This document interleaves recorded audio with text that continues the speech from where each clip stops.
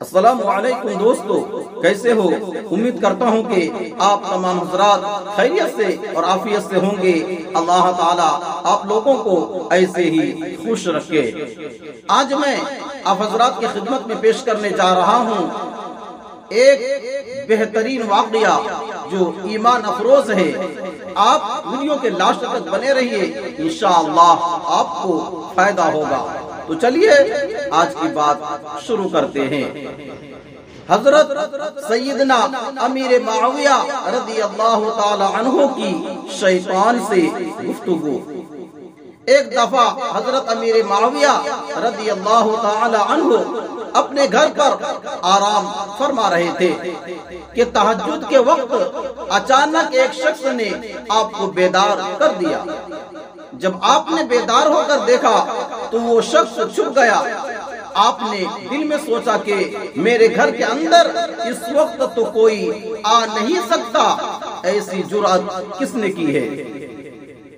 پھر آپ نے دیکھا کہ ایک شخص دروازہ کی آڑ میں اپنا منہ چھپائے ہوئے کھڑا ہے۔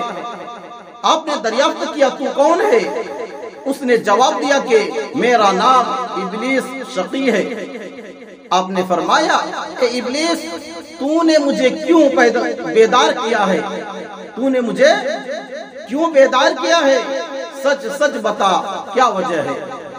اس نے کہا چونکہ نماز کا وقت ختم ہونے کے قریب تھا اس لیے جگایا، لہذا اب آپ کو مسجد کی طرف جلد دوڑنا چاہیے۔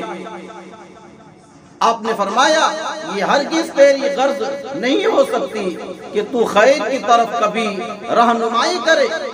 میرے گھر میں تو چور کی طرح گھس آیا اور کہتا ہے کہ میں پاسبانی کرتا ہوں، اور خاص کر تجھ جیسا شخص جو راہزن بھی ہے۔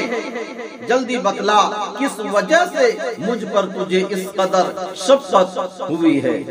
ابلیس نے جواب دیا کہ میں پہلے فرشتہ تھا اور اطاعت کے راستے کو اپنی جان سے طے کیا ہے۔ پہلا پیشہ دل سے کہیں بالکل نکل سکتا ہے اور پہلی محبت بھلا دل سے زائل ہو سکتی ہے۔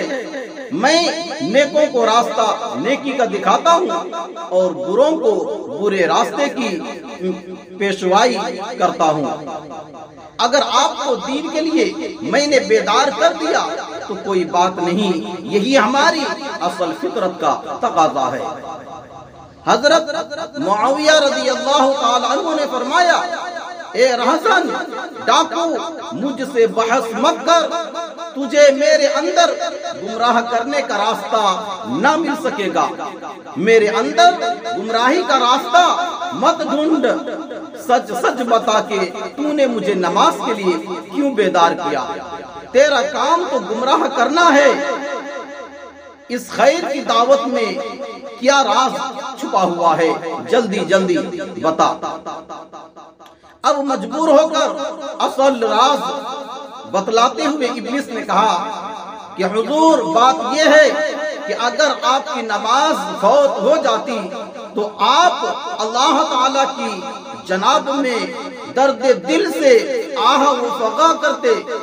آپ کے اس افسوس اور ندامت و عاجزی کے ساتھ رونے سے آپ کو اللہ تعالی کا وہ قرب حاصل ہوتا جو 200 رکعت نفل سے بھی حاصل نہ ہوتا، جس سے آپ کا درجہ بہت بلند ہو جاتا اور میں حسد سے جل کر خاک ہوتا۔ اس لیے میں نے سوچا کہ آپ کو بیدار کر دوں تاکہ آپ نماز ادا کر لیں اور آپ کو اللہ تعالیٰ کا اتنا بڑا قرب حاصل نہ ہو جائے۔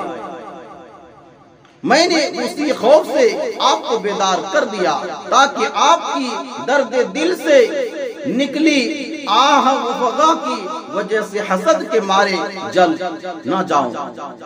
میں نے انسان سے حسد کرتا ہوں، میں نے اسی وجہ سے ایسا کیا ہے، چونکہ میں انسان کا دشمن ہوں، میرا کام حسد اور کینہ ہے، چنانچہ میں نے دشمنی کی وجہ سے یہ کیا ہے۔ حضرت معاویہ رضی اللہ تعالی عنہ نے فرمایا کہ اب تو نے سچی بات کہی ہے، اور حسد و دشمنی جو کچھ تو نے کی ہے تو اسی کے لائق ہے، اور تیرا یہی اصل کام ہے۔ مذکورہ بالا واقعہ سے حاصل ہونے والا سبق، اس واقعہ سے یہ سبق ملتا ہے کہ کوتاہیوں اور خطاؤں پر ندامت اور گریہ وزاری سے شیطان کو کتنا غم ہوتا ہے، اور حق تعالیٰ کی رحمت کس قدر ایسے بندہ پر متوجہ ہوتی ہے کہ بندہ اپنے عمل کے ذریعے وہ درجہ حاصل نہیں کر پاتا جو ندامت اور شرمندگی کے باعث اس کو حاصل ہو جاتا ہے۔ حق تعالیٰ ہم سب کو توفیق عطا فرمائے کہ ندامت کے ساتھ حق تعالیٰ کے حضور میں گریہ وزاری کیا کریں۔ اس واقعہ سے ہمیں یہ بھی سبق ملتا ہے کہ کوتاہیوں اور غلطیوں پر شرمندگی سے جب قرب الہی کا یہ حال ہے، اگر بندہ اپنے اعمال اور عبادات کی انجام دہی میں بھی شرمندگی وار بندگی کے آنسو شامل کر لے، جیسا کہ اللہ والوں کی شان ہوتی ہے کہ عمل کے بعد بھی اتراتے نہیں ہے بلکہ پہلے سے زیادہ عجز و انکسار کا اظہار کرتے ہیں، تو پھر جو درجات اور اللہ تعالیٰ کا بے حد و حساب قرب حاصل ہوگا اس کا کیا ٹھکانہ ہوگا۔ ناظرین، ایسے ہی واقعات سننے کے لیے ہمارے اس چینل کو سبسکرائب کریں اور ویڈیو کو لائک شیئر ضرور کر دیجئے۔ جزاک اللہ، خدا حافظ، السلام علیکم ورحمۃ اللہ وبرکاتہ۔